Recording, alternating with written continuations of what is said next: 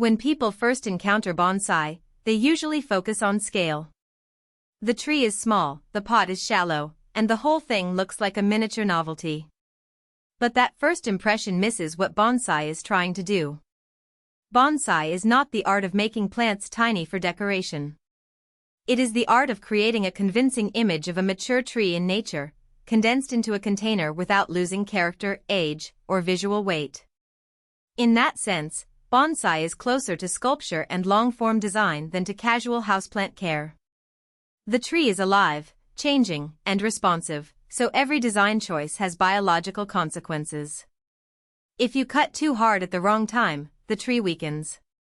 If you avoid hard choices, the design never matures. Bonsai sits exactly in that tension, artistic intention guided by horticultural reality. That is why a strong bonsai can feel calm but intense at the same time. It invites contemplation for the viewer, while quietly revealing years of disciplined decisions by the grower. Part of the confusion comes from how the word bonsai is used outside Japan. In English, the term is often attached to almost any small tree in a pot, whether or not it has been trained according to bonsai principles. You can see this in stores, social media posts, and even product labels. Technically, though, size alone is not enough. A true bonsai is developed through deliberate methods, root restriction, structural pruning, branch positioning, and long-term refinement toward an artful miniature of a full-scale tree. A rooted cutting in a cute pot might be small, but that does not automatically make it bonsai.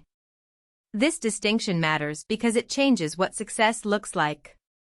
If bonsai is only about owning a tiny tree, the goal is immediate appearance. If bonsai is a training process, the goal is progressive transformation across seasons and years. Once you understand that, even an unfinished tree becomes meaningful, because you can read where it has been and where it is headed. Bonsai is uniquely Japanese in its developed form and terminology, but it does not exist in isolation. Related miniature tree and landscape arts appear across East and Southeast Asia, including Chinese penjing, Korean bunjae, and Vietnamese han non bo. These traditions share overlapping roots and broad ideas, yet each evolved distinct visual priorities. Bonsai, as it matured in Japan, emphasized refined tree form, disciplined structure, and a controlled balance of asymmetry and negative space. That focus helped define its recognizable style worldwide.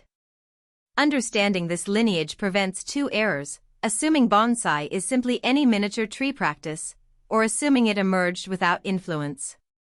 Neither is accurate. Bonsai became what it is through centuries of adaptation, codification, and aesthetic filtering. For modern learners, that history is practical, not just academic. It reminds us that bonsai has standards, vocabulary, and intent. When you follow those standards, you are participating in a living tradition, not just applying random styling tricks to a potted plant. So what is bonsai for? Historically and practically, its purpose is not food, medicine, or production. Bonsai serves two central functions: contemplation for the observer and meaningful effort for the grower.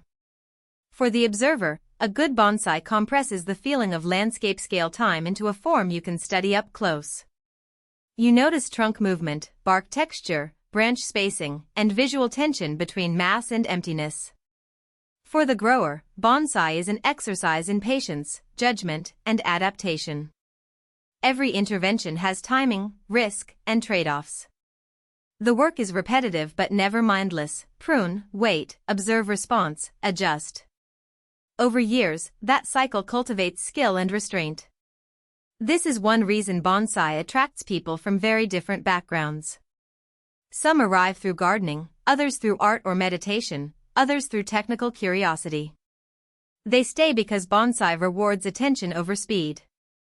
You cannot brute force an old-looking tree in a weekend. You can only build credibility in the design by aligning care, structure, and time. Every bonsai starts with source material, and that first choice strongly shapes the development path. You can begin from seed, cutting, nursery stock, or collected wild material called yamadori. Seeds and cuttings provide maximum control but demand long timelines before trunks gain convincing thickness. Nursery stock can accelerate progress because you inherit years of growth, though you may also inherit awkward structure that needs major correction. Yamadori often offers dramatic character, natural deadwood, and movement that can be impossible to replicate quickly, but collection requires advanced ethics, legal compliance, and careful aftercare. No source is universally best. The right choice depends on climate, species behavior, budget, and your current skill in keeping trees healthy after heavy work. One core principle remains constant: bonsai does not require genetically miniature plants. You can train many perennial woody species, as long as they branch well and tolerate root and canopy management. Choosing material is really choosing potential, not instant perfection. After material selection, the core design problem is proportion. Mature trees in nature have structural logic: trunk thickness supports height, primary branches relate to trunk taper, and canopy mass feels anchored by the base. Bonsai must recreate that logic at reduced scale. Without it, the tree looks like a juvenile plant, not a miniature elder. This is why bonsai development alternates between expansion and reduction phases. During expansion, selected shoots are allowed to run so specific areas thicken. During reduction, those extensions are cut back to restore compact silhouette and branch hierarchy. Repeating that cycle builds taper, ramification, and visual age. Crucially, this is not just aesthetic shaping. It is energy management. Vigorous areas naturally steal resources, so growers prune and direct growth to rebalance strength across the tree. Over time, hidden physiological control creates visible artistic coherence. A believable bonsai is therefore not a static object. It is the accumulated result of many small strategic decisions interacting with biological response. The pot plays a larger role than most beginners realize. In bonsai, a shallow container is both a design element and a growth control mechanism. Restricted root volume limits unchecked vigor and helps maintain miniature scale, but confinement only works when paired with active root care. As roots fill the space, drainage and oxygen decline, and the tree can weaken despite looking stable from above. Periodic repotting solves this by pruning roots, refreshing substrate, and resetting root architecture for health and control. Timing is critical and species-specific, because root work at the wrong stage can cause severe stress. Beyond horticulture, container choice affects composition. Pot depth, shape, rim profile, and color should reinforce the tree's character rather than distract from it. A rugged pine in an overly ornate glossy pot can feel visually incoherent. A refined deciduous tree in a heavy dark rectangle may feel too rigid. In mature bonsai presentation, tree and pot read as one integrated statement, not separate pieces assembled at random. Canopy refinement is where technique becomes highly visible. Pruning sets branch structure and controls silhouette density. Pinching manages extension in species where tender growth can be regulated early. Defoliation, when appropriate and done on healthy trees, can improve light penetration and encourage smaller foliage, but it is not a universal shortcut and can backfire if overused. Wiring adds another layer by physically guiding branch position and movement, allowing designers to create depth and directional flow that pruning alone may take much longer to achieve. Grafting can fill missing branches or improve root flare, especially when existing structure has irreversible gaps. The common thread is precision and timing. These methods are powerful because they reshape both appearance and resource distribution. But stacking multiple high-stress operations in one season often weakens the tree later, even if the immediate result looks dramatic. Good bonsai practice is therefore less about maximal intervention and more about sequencing. Do the right work, at the right time, in the right amount. A major conceptual distinction is bonsai versus dwarfing. Dwarfing in plant science usually refers to genetic miniaturization, achieved through breeding, selection, or engineering. Bonsai, by contrast, generally uses normal species that could become full-sized trees under ordinary conditions. Miniaturization is created through cultivation, root reduction, controlled feeding, pruning cycles, and container limits. This difference explains why bonsai is demanding and why outcomes vary so much between growers working with the same species. The size is not pre-programmed. It is maintained through ongoing decisions. If maintenance stops, the tree's vigor pattern changes, structure coarsens, and the miniature illusion can degrade.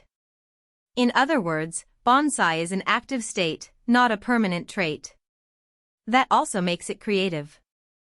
Because the tree is not locked into a fixed dwarf blueprint, design possibilities remain open, and the grower's judgment matters at every stage. Bonsai is therefore best understood as a method of sustained transformation, not a category of inherently tiny plants. Bonsai aesthetics are often described as simple, but the simplicity is distilled, not basic. The goal is to remove noise while preserving the essence of a mature tree. Elements like trunk line, taper, branch placement, nabari, and negative space are organized so the eye experiences stability, movement, and age in one reading. Asymmetry is common because nature rarely grows in perfect mirror balance, yet the overall composition still feels intentional. Choosing a front is part of this discipline. The best viewing angle should reveal depth, trunk character, and branch order without visual conflict. Even imperfections can become expressive if they support the narrative, such as a scar suggesting survival or a weathered section implying harsh conditions. What matters is coherence. Every visible element should contribute to the story of the tree. This is why mature bonsai can look effortless while being technically complex. The complexity is hidden inside years of edits that removed what did not belong.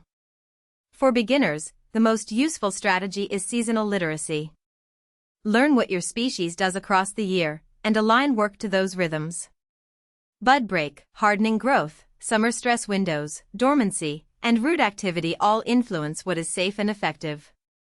Day-to-day care matters just as much, watering according to substrate and weather, monitoring vigor shifts, rotating light exposure when needed, checking wire marks, and feeding appropriately. Documentation helps because bonsai timelines are long. Simple notes on repot dates, pruning responses, and fertilizer patterns can prevent repeated mistakes. Another practical tip is to keep a focused collection. A few trees observed closely teach more than many trees managed superficially. Most frustration in early bonsai comes from impatience and imitation without context, not from lack of talent. If you treat each tree as a long-term project and respect recovery time, progress becomes steady. Bonsai rewards consistency, humility, and careful observation far more than dramatic one-time styling sessions. Ultimately, bonsai endures because it combines technical rigor with philosophical depth. It is practical enough to engage your hands and analytical mind, yet reflective enough to change how you see time and growth. You cannot command maturity on demand, but you can create conditions that let maturity emerge. You cannot finish the work once and walk away, because the medium is alive. That ongoing partnership is exactly the point. Bonsai teaches that control is never absolute, it is negotiated through observation, intervention, and patience. In a fast world built around instant output, that lesson feels increasingly valuable. A bonsai is small in size, but large in implication. Ordinary material, shaped with care, can carry history, resilience, and intention far beyond its physical scale. When done well, bonsai is not merely a tiny tree in a pot. It is time made visible and discipline made beautiful. If you found this helpful, please like this video and subscribe for more explainers.